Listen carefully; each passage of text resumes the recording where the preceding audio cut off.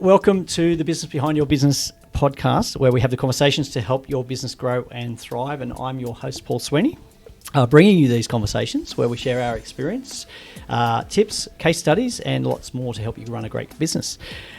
Today, we've got a live recording in front of a full house audience. You can make some noise.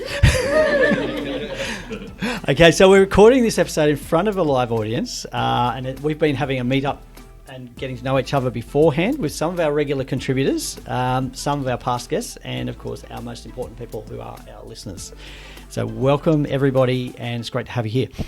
So we're recording this as part of our first meetup, and if you've missed out and you've got a bit of FOMO, you can check out what's been going on social media, and if you follow the hashtag of BBYB Meetup, all one word, on social media, and see what you've missed. And next time we put out an invitation, make sure you sign up. Okay, so a huge welcome to our live audience, and thank you for listening and following us on the podcast. So joining me today on the panel, on my left, well, the immediate left, is Luke Iacovelli. So Luke is the sales manager for UNITECH Solutions. He's responsible for a team of sales personnel and helps drive corporate selling of technology solutions to suit the many different clients under his portfolio. Works in the technology industry with constant training, personal development across all the many change faces within the sector. He's got qualifications from vendors such as Microsoft, HP, VMware, Citrix. We could be here for a while if we kept reading those. Prides himself on keeping up to date with latest technologies, so that must keep you up at night. There'd be a lot to do. Yep. And communicating to these solutions to clients, and works very closely with the sales team, conveying all his knowledge, and certainly very beneficial to listen to Luke when you get a chance to hear what he has to say.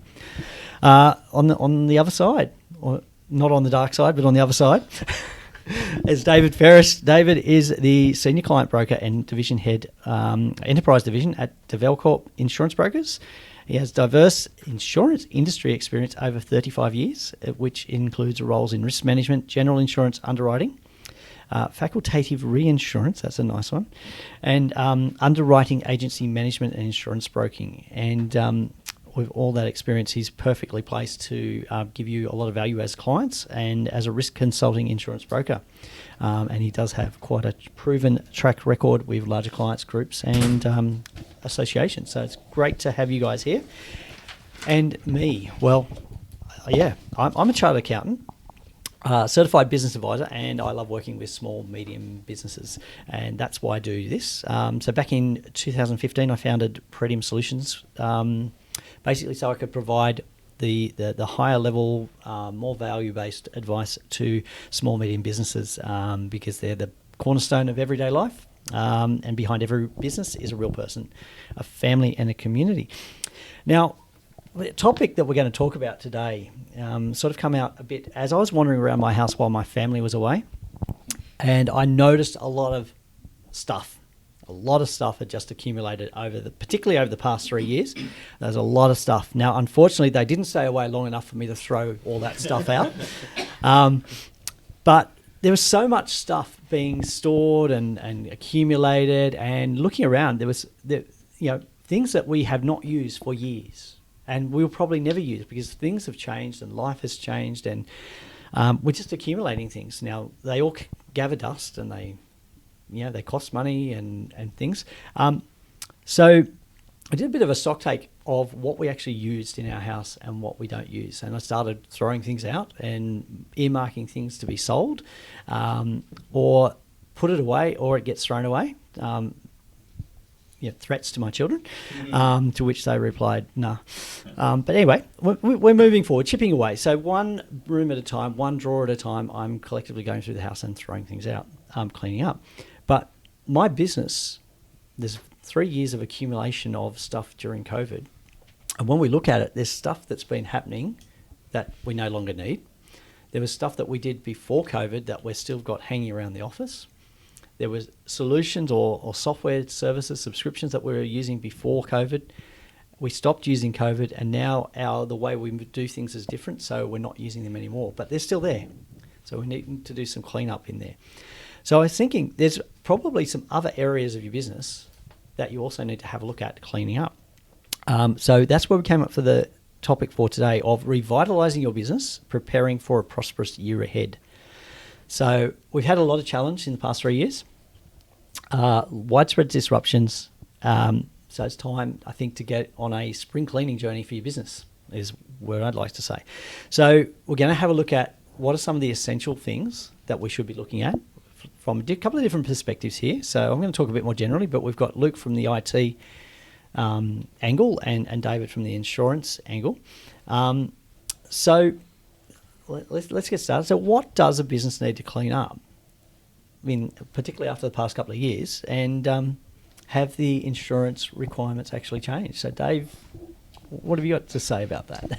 All right, well, let's talk, I guess, more broadly, general, not sort of insurance specific, but just as a small business. I think there's a real imperative to know in a business what services you are engaging externally, what contracts that you actually have and are engaging with others, and what are the implications of those contracts. So the clean-up mindset is about everybody's looking at the moment to cost save. Expenses are increasing, the cost of everything's increasing. So the whole idea is, as a small business, what do I need to take a stock take of? It's not necessarily assets, but it's also the services that you're engaging other people to perform on your behalf.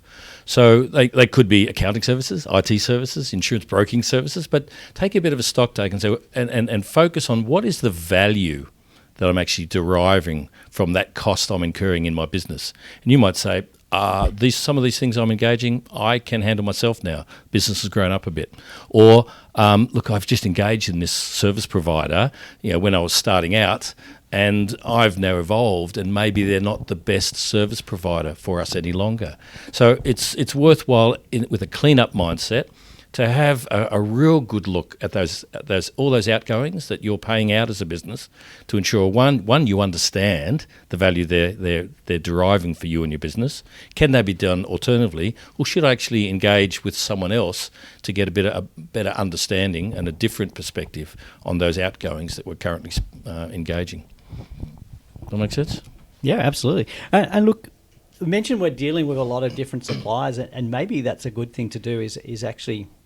And look, going back to my spring cleaning, before I actually went around the house madly throwing things out, I actually did a bit of a stock take of each room and said, well, what's in there that we've got? And then do we need it? Do we keep it? Do we throw it? But maybe a starting point might be to actually have a listing of who are all the people that you're contracting with or that you use as suppliers, and do you still use them? Or what is the risk of continuing to use that business? So it becomes initially a bit of an audit, and then through that audit you can identify either gaps. Oh my goodness, there's things, our business has matured and grown such that there are services that I do need that I'm not actually engaging with at the moment. Also, there could be some duplications, things that, hang on, I've got two different service providers that are actually addressing similar components, so you can consolidate and actually make some savings that exercise as well. Yeah, no, that's great. So talking about things we're not using and duplications, Luke, you and I have had this conversation multiple times about software that people have subscribed for that they don't use or don't need. Do you want to sort of... Yeah, absolutely.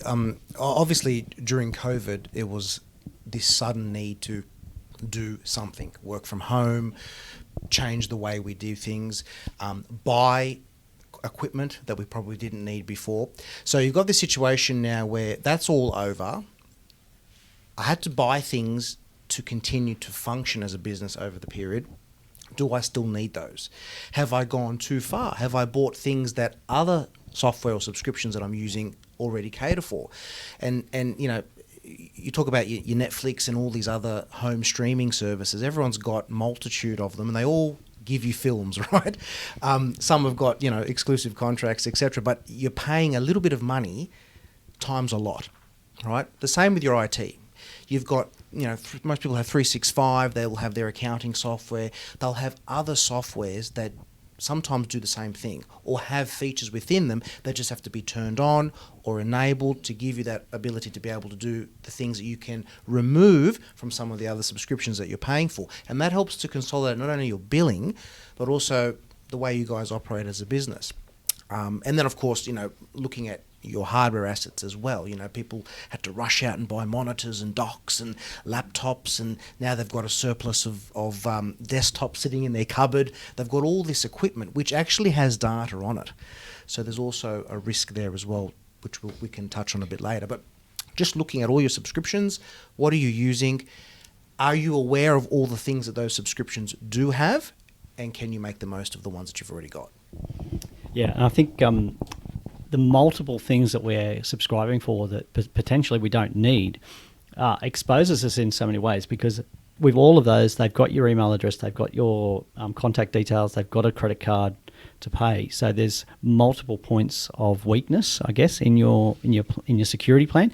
And we know that cybersecurity is becoming more and more of an issue, and scammers, hackers are getting more inventive in how they're approaching you. So I think the more strands that you've got out there, the messier the knot is, and when something goes wrong, it can go terribly wrong. And absolutely, I mean, it just takes one of those systems to be, hacked or breached in some capacity, and you're suddenly vulnerable.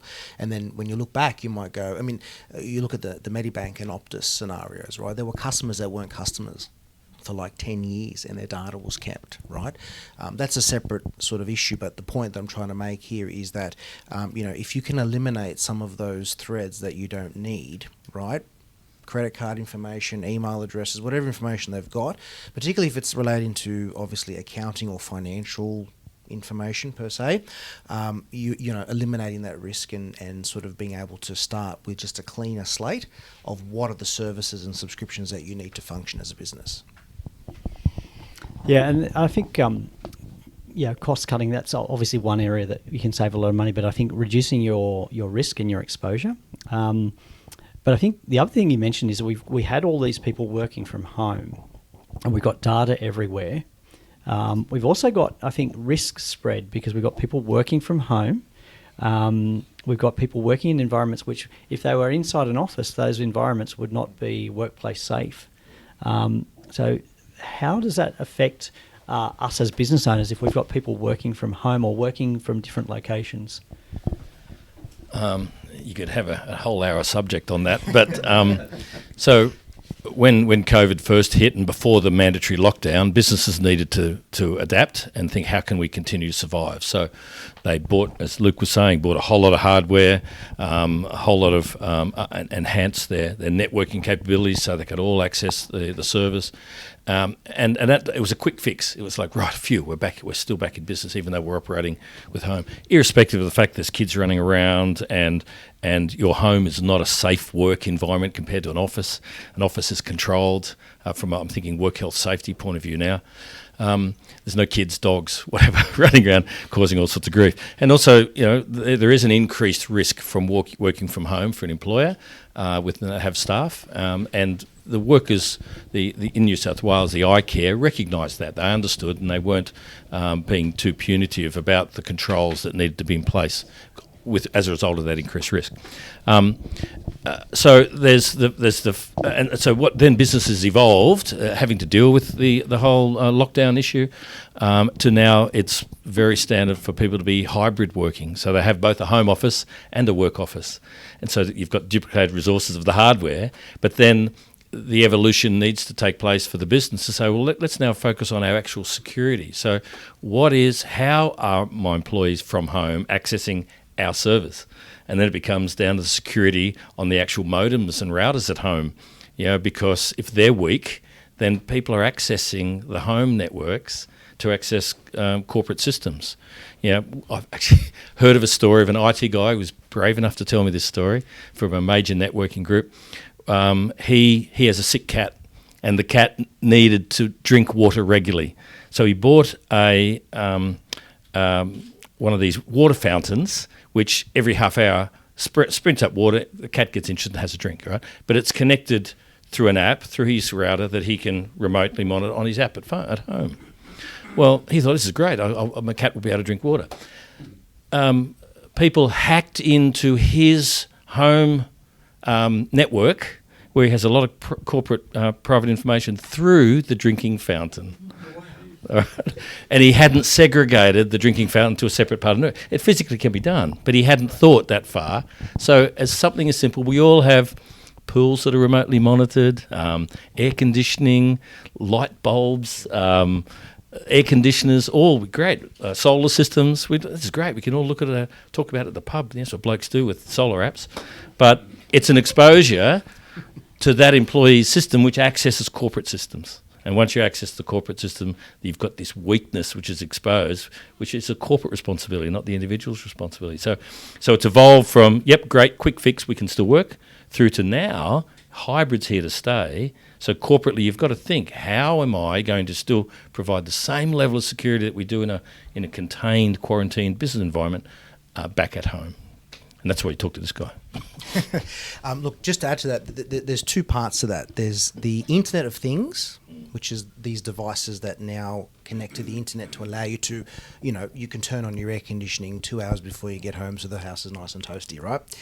And there's BYOD. Now, as an IT professional, I really dislike BYOD. Bring your own device. Yeah. The concept is great in theory, but is a massive grey area. And that grey area is you as a business owner, have an obligation to protect your data for your business. You're then saying to someone, you can use your personal device to access the company data. But they have a right as the owner of that device to use that device for whatever they want. So you go along and you put corporate virus protection or web filtering on their personal device because you want to protect your data. They then decide that they want to go to an inappropriate website, which they have every right to do so. They can't. You now have a conflict. Or you don't have that protection on there and their personal device gets hacked. They've now got access to your work data. So I can't stress how important it is to issue company equipment for the purposes of company data access. It's locked down, it's secure. You want to browse the internet? That's fine. You have a personal computer to do that. It's just a really, really big grey area, and COVID has really elevated that. It's always been a problem, but COVID elevated that because everyone's gone, day one, pick up whatever I've got, go home. Suddenly, I'm going to use my home laptop, my home computer. Kids go on there at night to do their homework. They're downloading movies, illegal copy, whatever it is they're doing, right? You've got this risk. This huge risk that you didn't have before. So again, it's a grey area, and my advice is always to purchase equipment that's company issued. You can control it, you can lock it down, and that's your tool to do what you need to do. The same applies on a mobile phone level as well, when you think about it as well. Mobile phones can be hacked as well. So you've got access to, how many of us here have got a personal phone that we've got our work emails on, right? So you've got that risk as well. So it's important to think about these things and be aware of these risks, particularly when you're looking at getting new staff on board or as part of this sort of reset process. Well, let's say I'm going to just very quickly touch on this because it is a topical issue, but the rise of ChatGPT and AI, and Carrara at the back of the room is smiling because we had this discussion last week about using ChatGPT, which has got some great features and assistance. But there are any tool that you use online, and particularly if it's a free tool, one of the things I'd ask you is, where is that data that you're putting in there being stored? Who has access to it? So the AI is using it for machine learning, but where are they keeping that, and how are they learning, and what else are they teaching by using your data? So we've got to be very careful about what we share. So as an accountant and a tax agent, we've just been hit with a whole bunch of new security requirements of how we look after our client data. They've gone from being best practice recommendations to mandatory part of the code of how we operate. Now, that's meant much banging heads on desks and walls in frustration, but a lot of work. But it's a case of, well, we've been identified as a target because we have a lot of sensitive data in our office. So we have to be very careful about all the free tools that we use, because it's very easy to go on and get a free tool that you don't pay for to do something. It might be screen recording, but what else is it recording? So I think one of the things I'm hearing or is that we need to educate, and you educate all your employees and even your contractors, if your contractors have got access to your data, about how the need for security is there, but also how that impacts on other aspects of your business. I guess it's probably appropriate at this time to talk about the heightened requirements for privacy, which used to have a threshold of a business turning over $3 million, this mandatory reporting. Now there is no threshold. Every single penetration, any single hack or breach needs to be notified to the Australian Office of Information because the government's paranoid about where this stuff is coming from, and if there's anything systemic happening across multiple platforms sourced from the one place. So there's mandatory reporting because preservation of personal information, and it's predominantly anything that can identify and be linked to an individual. So it's names, addresses, phone numbers, contact details, medical records, age, sex, religions, all that. So it's personal information that can be used to gain licensing or other information. So its onus is on you. A business of your size has an obligation to protect the information that you're gathering on behalf of others. And so even things like a childcare centre, they want to see the proof of identity of the parents dropping off kids. But do you need to hold that information or just cite it? And your database then says, okay, I've cited the verification of the individual. You don't need to store it, because if you're storing it, you have an obligation then to protect it. And it's another level you don't need. Don't store it. Verify it, tick, move on. So it's your obligation. It's up to every single business to protect the information that you collect, which is why Medibank, interestingly, when they had the ransomware attack, they had the board collect together and they made a decision, we are not paying this ransom.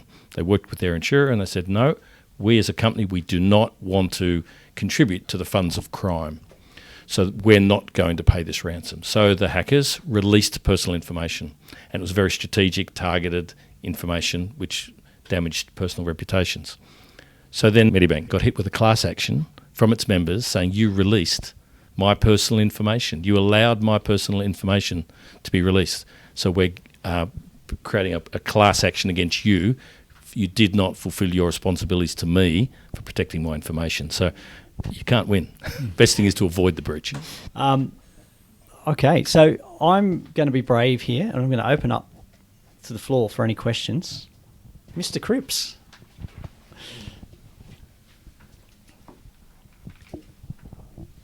Thank you. I might start on the cyber subject, if that's okay. I might start with Dave, actually, in terms of how critical would you say it is for even a small business to get cyber cover?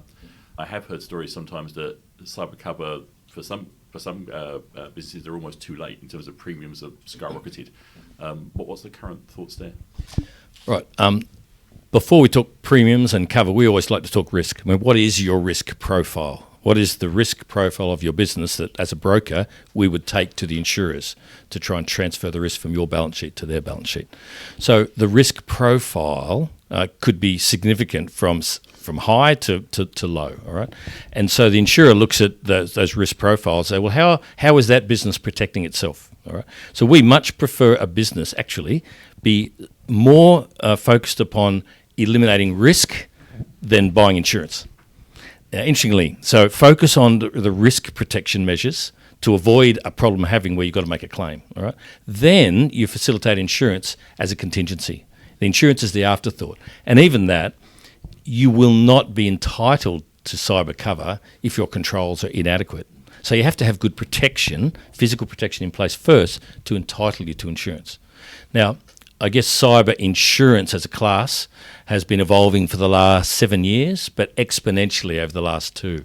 And what that's meant is a lot of insurers have just shut the door on cyber, and then others have reopened. So now that things are becoming more robust and clear, but the vast majority of policies that are in the market at the moment are actually able to cover risks that the insurers aren't even aware that exist yet. All right. So the way they've been worded, they're quite holistic in their coverage and broad, but the risk that they're protecting is still yet to be created. All right. So they're continually re-engineering their wordings and re-underwriting with bigger excesses. We've got clients, for example, that pay a premium of $1,000, with a $500 excess, up to clients that pay $1.5 million with $1 million excess. So it depends on the individual risk profile, but it's a good question, Paul, because it starts with any business, any size, what is actually my risk? All right? And if you can mitigate that risk, because the insurers' risk profiles come down, or their rating metrics are very much about, well, okay, what are the controls in place? What are your protocols and procedures? And talking about, you bring your own devices and people working from home, all that's included. They're very comprehensive questionnaires. But then it also goes down to how many records are you storing? Because the loss will be, one of the covers is the restoration of those records. So if you've got 17 million records versus 100 records, it's going to be less of a risk profile. But the biggest cost, and sure, I mean, if you have to bring in a forensic accountant or a forensic IT person to rebuild your records, yeah, that'd cost a bit, but it won't bring your business down. The biggest exposure is if your system is used to perpetrate a loss on somebody else, and then you could be found liable, and that's where the dollars come in. All right, so it's not just the restoration of the costs. Just going on from that, so I have a client who is a community football club, and the committee are all accessing the data from different computers at home. And the main system that we use is a system where all the players register. So they give their personal data to us through this system. Is the company that runs that system, should they be managing the risk? Or do we have to make sure that we are managing the risk of all those committee members so that we're not exposed, like my client is not exposed? Do you understand what I'm saying? Like, how does that work? Excuse me. I guess there's different layers of risk there. I mean, because you contract them to perform a service for you. So there's that contractual obligation. What are they doing? Are they fulfilling that for you? And whether you've got cyber breach conditions in that contract, I don't know. All right. One would expect that as a professional IT provider, they're going to honour their delivery of a professional IT service. However, if it's silent, well, there's more exposure to you than them. But then there's also what is the arrangement for the collection of the data versus the storage of the data, and do you actually need to hold all that data that you're asking? So you ask yourself, because you want to de-risk the data, so if it just becomes a name and an address, that's less than a whole range of other personal driver's licenses and Medicare numbers and all that sort of stuff. Medicare numbers, not Medibank numbers. And so you've actually got to do a bit of an audit. Okay, so what are we asking and why? Why do we want this information? Because a lot of it, well, every club asks for it, but why do you need it? And then you say, well, what are we contracting out? So what are they assuming? But then you still, at the end of the day, the player registers with you, and they're going to, if they have their personal information used elsewhere, they will hold initially you accountable. And then you've got to look contractually, how can we share this problem with somebody else? But it'll be held to you first. So who does the audit? So we've looked at our systems and we know that there's risk there. Do we get Luke to come and do an audit of our IT? But how do we do that with all those different computers? The challenge that you have is that you're using a third-party vendor in a subscription-based model. So it's no different to your Xeros and your Microsoft 365, right? When you sign up with them and when you buy licenses through them, you enter an agreement with that vendor. For example, right, prior to, say, 5 or 6 years ago, anything that was in 365 was stored overseas. Okay, and this issue was raised when a number of our non-for-profit clients in certain industries, they have a legal obligation that their data must be stored in Australia. Whether it's in a box in the desk or whether it's on servers in Australia, it had to be Australian-based. And they weren't aware that it wasn't. So they were very hesitant to move. That's now changed. So with Microsoft, you now buy it from Australia, it's stored in Australian data centres. So that's very clearly now described. And so a lot of these software vendors, subscription-based, are improving their terms and conditions and making the transparency very, very clear. It's also worthwhile having the conversation with them. Where's the data kept? Are you backing it up? Because, a lot of people don't realise that anything that's stored in 365 is not actually backed up, right? It's actually a clause in the contract. Microsoft has no responsibility for backup, right? They have a responsibility to keep it there, and provided you don't delete it or it doesn't get corrupted, it stays there forever. But the moment you delete it or it gets corrupted, that's it. So there are third-party backup systems for 365. So things like that, understanding that, right? So, when you Xero, and Paul, correct me if I'm wrong, Xero and some of these accounting systems, they provide backups of their systems. Microsoft doesn't. And not many people know that, right? So it's worthwhile having those conversations with those vendors. Okay, where do you keep your data? Do you back it up? No, we don't back it up. You have to have some sort of backup. In terms of this, of everybody accessing the system remotely, you've got that BYOD issue again, and they're obviously going to a browser. They're accessing a cloud-based system. So there are ways to tighten that a little bit, but because it's their own device, you can only go so far. You've got to look at the back-end stuff, where they're logging into. Is it secure? Is there a way for them to have their laptop breached and then get into that system? Do we have MFA and other multi-factor authentication, other types of protection on the login screen before they get to the data? So there are some measures that can be taken, and a lot of these vendors now are making multi-factor authentication a mandatory requirement, right? Something as simple as 2 steps to get in. Some of them are even going a 3rd step, right?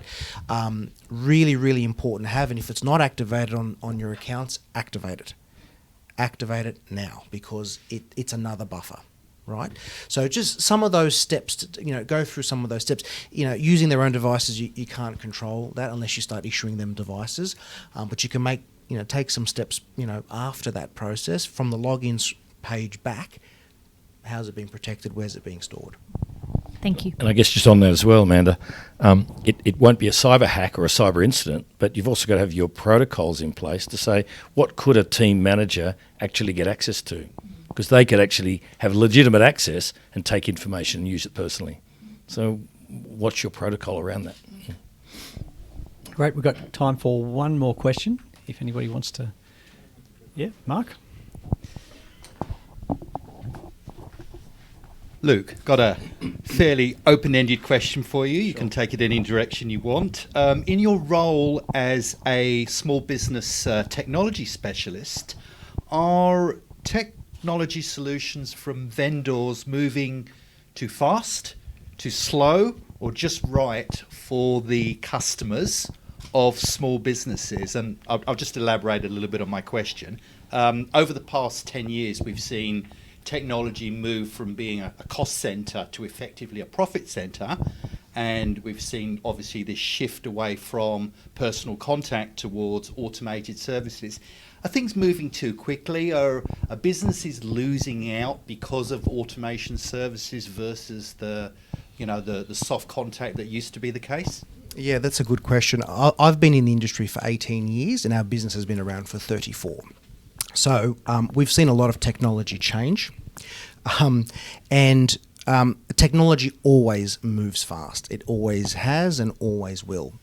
I think what happens is big business enterprise, they've got the big offices and the people working from home, the big teams of people that, they've got the time to research, they've got the time to invest, they've got the time to understand and then implement. Small business doesn't have that flexibility, right? I mean, just look at COVID, right? Everyone within 1 week had to go work from home in some capacity.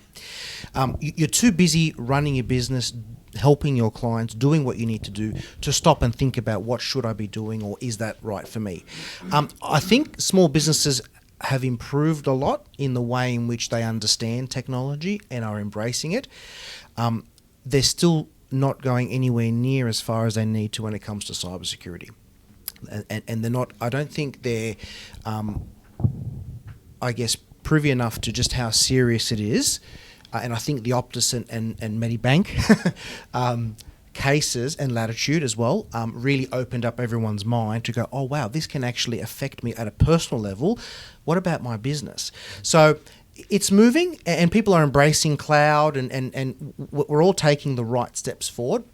But there needs to be a little bit more thought about small business tends to always think technology is that cost. It's always a cost. It's a cost. But if I go up to them and I pull the plug out of their computer and say, you can't use your computer today, how much of a cost is that?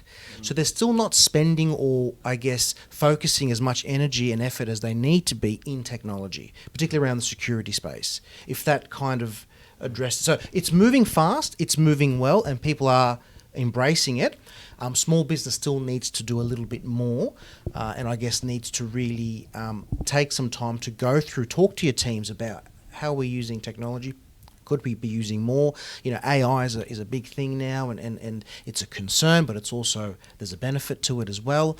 You know, and people are always, particularly small business, a little bit, oh, should I, shouldn't I? Should I use a bot? Should I use a chat thing? You know, what does all that mean? And then what are all the risks and the privacy that complements that? There's a risk there as well. When you've got a constant rate of rapid updates from your technology providers, the more apps that you use, the more risk you've got from not knowing what you should be doing correctly or how it interacts with other apps. So as an example, we have, I think, 42 different applications that interact in terms of how we work with clients. We've covered that down from 48.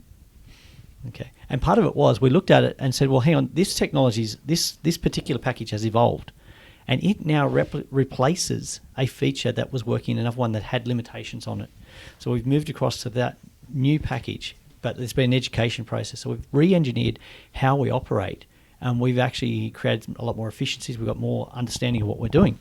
But it's also meant by adopting that one change correctly and going through and researching what are the implications of making this change, we've actually been able to eliminate other parts of the puzzle. So we've eliminated, I think, 5 to 6 apps that way. Now that has another benefit because we have less working parts, we have less things to maintain, less things to learn, and less things that can go wrong. So simplifying our processes has been a core thing, and really paring back, because one of the things we noticed is that we're on some legacy pricing for some of our tools, one particularly our CRM system. And what we identified that if we wanted to access one of the new features, we'd have to upgrade on the plan. So we would then go from $49 a month to $49 US to $482 a month. Small price rise. Yeah. So we found also a lot of vendors have actually held back price rises during COVID and have increased them. So that's also a time when you're getting those notifications asking, well, are we actually using this? Because what would if we did an audit of how much you're using some of those key pieces of technology in your business, for a lot of them you're using less than 5% of the capability, or you're not using it as well as you should. So with these advancements, it's a good idea to take the time and invest in the training and understand how to actually get the most out of it. And then you'll probably find that, hey, we don't need that online tool. We don't need that free online tool that exposes us to a few more risks, because in our Office 365, we've got this actual capability. We just need to spend half an hour to an hour learning how to use it with what we've got. So we can have a look at our processes, and even though technology is adapting fast, you don't have to necessarily take it up. There are some things, a lot of the upgrades are often optional, particularly on tiered subscriptions. You've got the option to hold back or to scale back. And it might be a case of do the audit. A lot of the audits coming up quite a bit here that actually take stock of what you're using and what you really need, and have a look at, you might be on a subscription and you're paying, say, $90 a month, but you're only using 3 of the 10 different features there. So you could easily drop that back to a smaller scale and not need to have all these extra things. Because the more working parts, the more things that can go wrong. So spring cleaning, simplify your business, simplify your processes, and just take back control as well, because a lot of stuff has just evolved out of control. It's sort of like a fungus that's just been evolving. Nobody likes that. But let's have take some stock. Go out, grab a coffee, sit down, just get a piece of paper and start writing down. These are the things that are core to what I do. Don't look at what you've got, but look at what's core to what I want to do and how I want to operate. And then have a look at, well, how am I operating at the moment, and what can I get rid of out of that process? What don't I need, or what can I improve? So maybe it's a case of I'm using a hammer to make crack a rock, but I need to get a sledgehammer. So I could still crack the rock if I'm using a hammer, but it's going to take me a lot longer. and it means I'm going to miss other opportunities. So make sure that whatever tools you're using and whatever processes you've got, that they're the right ones for what you're trying to do. Look, no system that's out there is perfect, right? They all say they are, but they're not, right? Because every business is different. So this goes, again, back to that cleanup. And the other thing, too, is these software vendors are constantly evolving their products. You know, part of your subscription is you get the new features of Microsoft. We may not like them, but they pump them out, right? So, you know, I'm talking about more specific applications, not so much Microsoft, but, you know, specific things where they might add features that you were paying for a different subscription for previously, that you can cancel that and now adopt in the main one. Or, you know, reassess all of your systems and go, look, there's this whole range of extra optional stuff that we didn't know we could use. Or, you know, for maybe a few dollars more, you can open those up and you can then save hundreds of dollars on another subscription. So no software or system is perfect, and they're always evolving. They're always developing new things. So there's an opportunity at this point in time, you know, looking at the cleanup topic of, you know, assessing those systems and seeing what you need and what you don't need. I guess just to wrap up on one sort of point, when it comes to cyber risk, it's not a matter of if you will be accessed, it's when. It's that serious. And it's not that you're being targeted. They don't care who you are. The process is rolling out to everybody, every medium and to small business. It's just a process, and we saw a ransom letter yesterday, and they just apologised. Says, please don't take this personal. We're a business to generate funds, all right? And so, you know, we respect. We hope that you respect our process. It's like, seriously. But and what they're doing is, because they've got a brand reputation, when you pay the ransom, they will restore your data for you, because they don't want to compromise the fact that, well, if you don't pay the ransom, it won't happen anyway. So they want this regime to operate. And everyone is being impacted. And now we're seeing on texts, you know, it's like it's invading your mobile phone. They just want you to socially be engineered to press that button, connect that link. And all it takes is just one person in the office who's not paying attention. We're all getting parcels delivered. We're all at this time getting a legitimate thing from MyGov saying, don't forget your tax, you know, because it's the right time. Everybody's getting them, but they're not real and dangerous. The cybercrime is a business. It's a 24/7 business. They have help desks, right? They actually will email you and say, we're sorry, we hacked you. Please pay the ransom, and we'll tell you how we hacked you so you can fix it. We're here to help you. We're here to help you, right? No, it's called crime as a service. So we've all heard of software as a service or hardware as a service. There is a terminology called crime as a service. So just be aware of that. They're there to help you and take your money at the same time. Okay, thank you. I think we might need to wrap things up there, but I've learned a few things today, like crime as a service and don't trust Medicare. But look, thank you to Luke Iacovelli and David Ferris for joining me on the panel, and thank you to our live audience who've been here at the Business Behind Your Business meetup, and thank you for the questions and contribution you've given us today. Look, if you're a regular listener, thank you for continuing to listen and support the Business Behind Your Business podcast. And if you're listening for the first time, it's great to have you with us. So we like to keep bringing these conversations to you. So make sure that you keep listening, subscribe in whichever app player you're using to follow us. And don't forget, if you've missed an episode, you can go back and listen to it at any time, or find more resources on the businessbehindyourbusiness.com website. And look, if you've got a question you'd like specifically answered on the Business Behind Your Business, you can email us at podcast@thebusinessbehindyourbusiness.com, or use the link in the show notes. So thank you for listening, and we'll see you next time.